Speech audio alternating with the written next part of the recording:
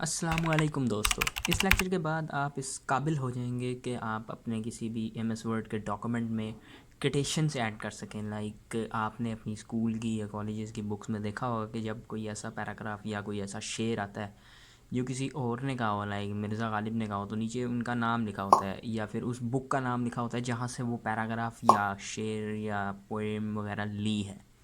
तो इस काबिल हो जाएंगे आप कि आप अपने डॉक्यूमेंट में इस तरह की क्रेडिशन लगा सकें, बिब्लियोग्राफी एंड में मेंशन कर सकें कि हमने जिन जिन जो है पोएट्स को मेंशन किया, राइटर्स को मेंशन किया, उन सब के नाम आए।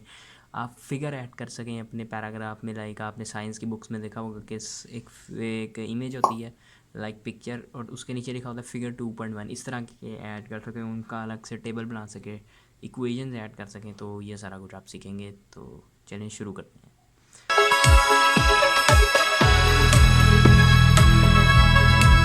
Hello, Assalamu alaikum guys. Welcome to another informational and knowledgeable video presented by Tech with Modi.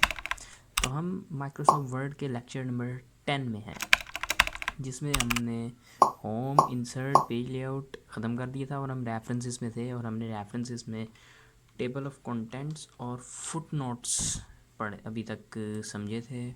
और आज हम क्रिटेशंस एंड बिब्लियोग्राफी और इसके बाद कैप्शंस को समझेंगे, और फिर नेक्स्ट लेक्चर में इंशाल्लाह इंडेक्स और टेबल ऑफ अथॉरिटीज़ को समझ के रेफरेंसेस भी हम दी एंड कर देंगे। तो सबसे पहले तो कैप्शंस और बिब्लियोग्राफी, लाइक आपने अपनी बुक्स में भी देखा होगा कि अगर कोई डॉक्यूमेंट किसी दूसरी बुक से उठाया जाए तो नीचे उसके ऑथर का नाम लिखना पड़ता है। तो ये जो एम एस वर्ड है ये काफ़ी एडवांस लेवल पे भी काम करता है, लाइक बुक्स बनाने के लिए। तो ये जो रेफरेंस इसका टाइप है, ये सिर्फ उसी के लिए जो पब्लिकेशंस के लिए इस्तेमाल होता है, लाइक बुक्स वगैरह बनाने के लिए। इसलिए ये थोड़ा मुश्किल टैब है, ये मुश्किल मेन्यू है इसको समझना भी। तो इसको ज़्यादा आप गौर से समझें।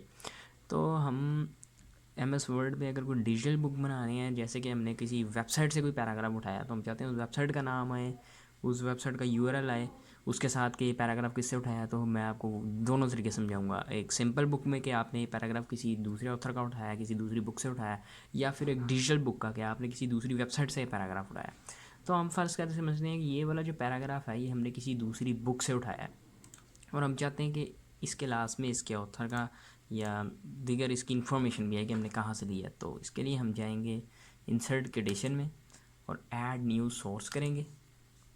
इसके बाद ये आपके सामने आ जाएगा। अगर तो आपको डिजिटल बुक बनानी है तो उसके लिए आप चूज़ करेंगे कि मैंने ये पैराग्राफ कहाँ से उठाया है, वेबसाइट से उठाया है। ये वेबसाइट आप यहाँ से सिलेक्ट कर लेंगे, ये देखें, ये वेबसाइट सेलेक्ट कर लें तो वेबसाइट का सारा आ जाएगा। ये भी मैं आपको भी समझाऊंगा। अभी हम फ़र्ज़ करके समझ रहे हैं कि हमने किसी दूसरी बुक से उठाया। आप जनरल आर्टिकल जहाँ से भी आपने उठाया वो सब आपने किसी रिपोर्ट से उठाया, तो रिपोर्ट सेलेक्ट करेंगे। हम फ़र्ज़ करके समझ रहे हैं कि हमने किसी बुक से लिया, तो हम उस बुक के ऑथर का नाम लिखेंगे। यहाँ पे लिख लेते हैं मिर्ज़ा गालिब, और उसके बाद आप यहाँ पे टाइटल लिखेंगे। यहाँ पे हम लिख देते हैं कोई भी डेमो हम दे रहे हैं आपको, तो डेमो लिख लेता हूँ मैं। इसके बाद ईयर 2024 लिख लेते हैं, सिटी कराची लिख लेते हैं। इसके बाद पब्लिशर गालिब पब्लिशर लिख लेते हैं, गालिब पब्लिशर। तो फिर ओके पे आपने क्लिक कर देना। और ये देखें हमारे इस पैराग्राफ के लास्ट में ये आ गया है कि ये गालिब 2024 से लिया गया है। ठीक है, तो ये आ गया सिंपल बुक की एग्जांपल। और इसके बाद जो है हम आपको बताते हैं कि अगर कोई डिजिटल बुक बनाने हैं तो फ़र्ज़ करके समझते हैं ये वाला पैराग्राफ हमने किसी वेबसाइट से लिया और हम डिजिटल बुक बना रहे हैं, इसकी हम क्रेडिशन ऐड करना चाह रहे हैं, ऑथर का नाम देना चाह रहे हैं। तो हम इंसर्ट क्रेडिशन में दोबारा जाएंगे। ये देखें जितनी भी आप बनाते जाएंगे ना क्रेडिशन वो सारी यहाँ पे शो होती रहेंगी। अगर कोई बहुत ज़्यादा है तो एक लंबी लिस्ट बन जाएगी। अभी ये ऐड न्यू सोर्स करेंगे। इसके बाद अब हम फ़र्ज़ करके समझ रहे हैं हमने किसी वेबसाइट से उठाया, तो हम यहाँ पर वेबसाइट सेलेक्ट करेंगे। वेबसाइट को सिलेक्ट किया, वेबसाइट का नाम कोई भी लिख लेते हैं, डेमो लिख लेते हैं, डेमो। इसके बाद name of web page, web page का नाम क्या है, डेमो ही लिख लेते हैं। यहाँ पे जो भी नाम हो ना असल वो आपने लिखना है। अगर आप किसी कंपनी के लिए काम करें, क्लाइंट के लिए, तो वो आपको नाम भी देगा साथ में। वेबसाइट का नेम क्या है, इसके बाद वेबसाइट का नेम हम साइट लिख लेते हैं। ईयर 2019 लिख लेते हैं वैसे ही। मंथ जनवरी लिख लेते हैं, जनवरी। इसके बाद डे 2 लिख लेते हैं। इसके बाद ईयर असेस्ड हम 2005 से, ये 5 से चल रही है वेबसाइट, कब से चल रही है। और मंथ असेस्ड हम दिसंबर लिख देते हैं।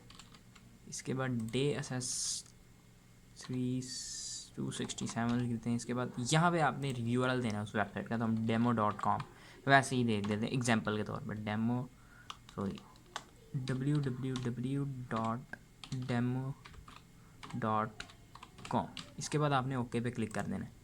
तो ये देखें, ये अगर हमारी कोई डिजिटल बुक है तो यहाँ पे साथ आ गया कि डेमो इस वेबसाइट से लिया गया, डेमो 2019 से।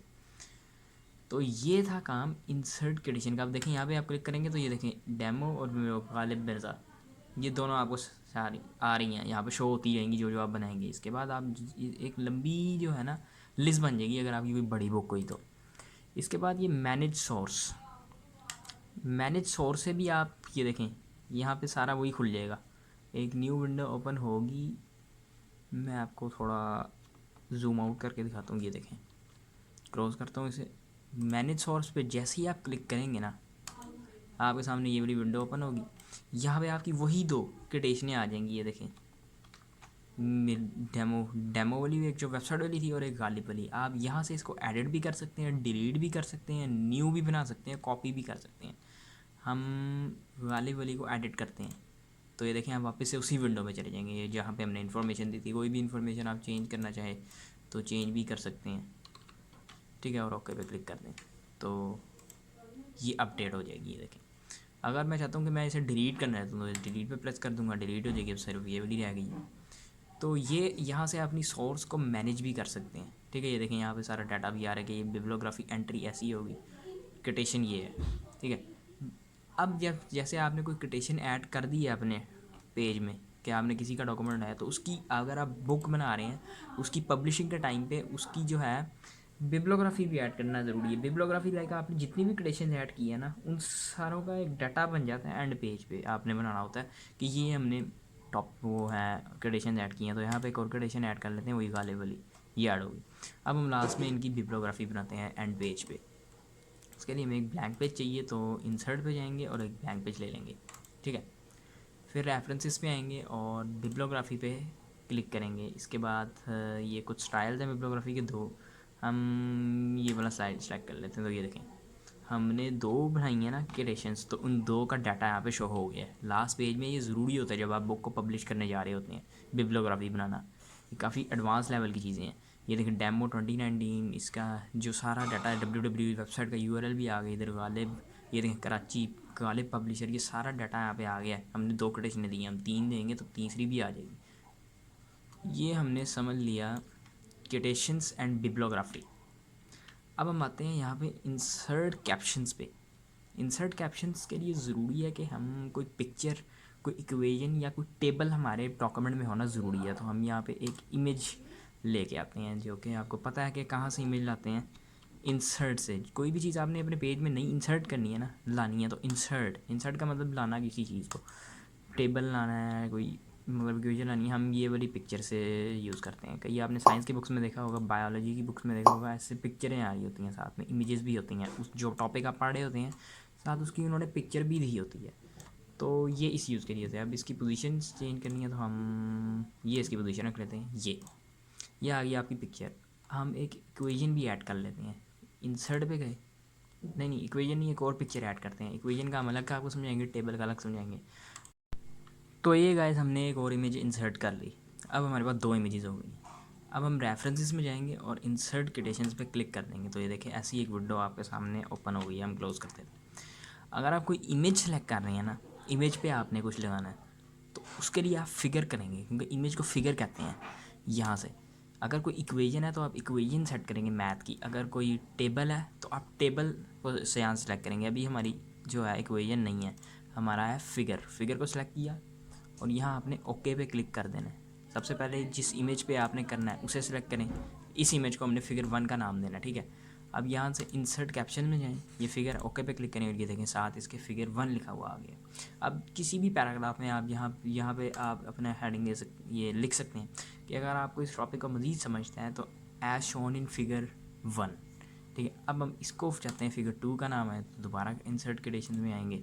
इसके बाद ये फिगर 2 देखें ना, ऑटोमेटिकली उसे पता चल गया, सिस्टम को पता चल जाता है ये फिगर 2 है, तो उसने उसका नाम फिगर 2 ही रखा है। अब हम वापस से आते हैं, तो ये हमने अपनी इमेजेस में फिगर्स नंबर भी ऐड कर लिए, आपने सीख लिए, काफ़ी आपने अहम चीज़ सीखी है ये।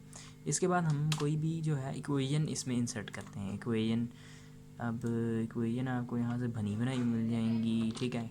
यहाँ से हम कोई बनी बनाई इक्वेशन ले लेते हैं। ये देखें, डाउन एरो पे क्लिक करेंगे तो आपको बनी बनाई एरो मिल जाए, वो क्या कहते हैं, इक्वेशन मिल जाएंगी। तो ये आपने समझा भी हुआ। आप अगर नहीं पता तो आप लेक्चर्स पीछे प्लेलिस्ट पूरी पड़ी है, वहाँ पे देख भी सकते हैं। तो साथ साथ चैनल को भी सब्सक्राइब कर दें। अब ये हमने एक इक्वेशन ऐड कर दिया, अब एक और यहाँ पे ऐड करते हैं, ठीक है। इंसर्ट पे गए, इक्वेशन पे ये डाउन एरो पे क्लिक किया, अब ये वाली इक्वेशन इंसर्ट करते हैं, ठीक है। दो हमने इक्वेशन इंसर्ट कर दी है। इस इक्वेशन को सेलेक्ट करें, इंसर्ट कैप्शन में आए। अब ये देखें आपके सामने ये फिगर सेलेक्ट है, फिगर नहीं हमने सेलेक्ट करना, अब हमने इक्वेशन सेलेक्ट करनी है और इसका नाम हो जाएगा इक्वेशन 1। ये देखें इक्वेशन 1 इसका नेम उसने डाल दिया। ये एक हमने जो है इक्वेशन ऐड कर ली। अब यहाँ से एक और इक्वेशन ऐड करते हैं जो कि ये, ठीक है। रेफरेंसेस में आएंगे, इंसर्ट कैप्शन में आएंगे और इसको नाम देंगे इक्वेशन 2 का। वो देखें उसने इसको नाम दे दिया इक्वेशन 2 का। अब हम आपको टेबल्स इंसर्ट करना सिखाएंगे, ठीक है।